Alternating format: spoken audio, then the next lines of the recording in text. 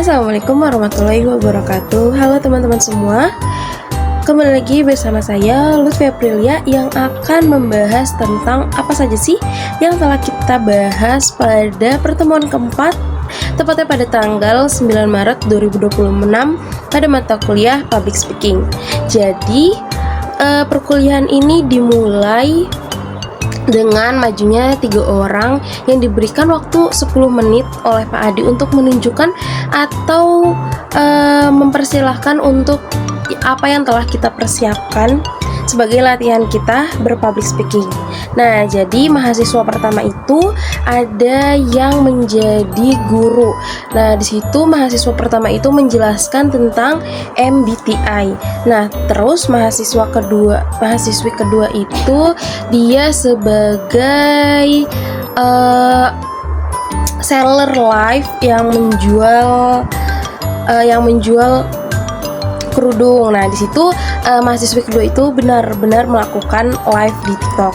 Nah, terus mahasiswi ketiga itu sebagai acara MC class greeting. Jadi di situ dia menjadi MC dari awal permulaan acara dimulai greeting kelas 6B BKI.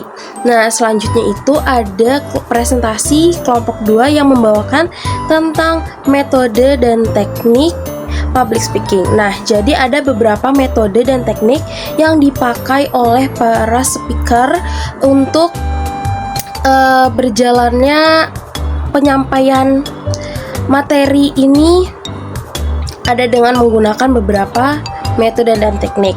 Nah, metode yang pertama itu dengan impromptu style. Jadi impromptu style ini metode yang dadakan atau tanpa persiapan. Jadi misalkan kita tidak mempunyai persiapan tapi kita mempunyai skill impromptu ini. Jadi dengan style impromptu ini kita bisa menyampaikan apa yang mau kita sampaikan dengan secara dadakan. Nah, terus metode kedua itu ada memory style. Jadi memory style ini metodenya mengharuskan pembicara itu menghafal naskah sebelum berbicara. Jadi pembicara ini atau speaker ini menghafalkan naskah-naskah yang telah disiapkan terlebih dahulu. Terus yang ketiga itu ada extemporer style. Jadi metode ini menggunakan catatan atau pointer sebagai panduan. Jadi si speaker ini dia menyiapkan catatan-catatan yang apa saja sih yang akan dia sampaikan pada public speaking kali ini, atau apa sih yang dia catat untuk dia sampaikan pada pertemuan di depan halayak ramai. Selanjutnya itu ada manuskrip style. Jadi manuskrip style ini adalah melibatkan penyampaian pidato berdasarkan naskah tertulis lengkap. Nah, kan kalau yang tadi extemporer itu dia hanya berupa catatan. Nah, tapi kalau dari manuskrip style ini dia menggunakan catatan full. Jadi dia seperti pembacaan undang-undang. Di situ kan dia menggunakan naskah yang berisi tertulis lengkap di situ. Nah, terus metode dari manuskrip ini biasanya dipakai oleh para pejabat negara atau bagi mereka yang hendak memberikan sambutan di acara resmi atau formal.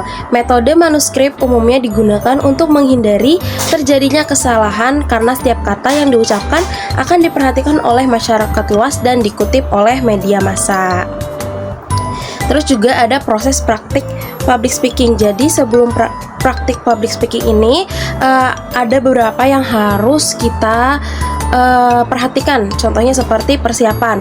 Ada persiapan jangka panjang dan jangka pendek. Kemudian mengembangkan pokok pembahasan. Di nomor 2 ini kita harus mengembangkan apa saja sih yang akan kita bahas, seperti contoh-contoh dari apa yang kita bahas, analogi, penjelasan, testimoni, pernyataan para ahli, data statistik, dan penekanan. Yang ketiga itu ada penyusunan pesan.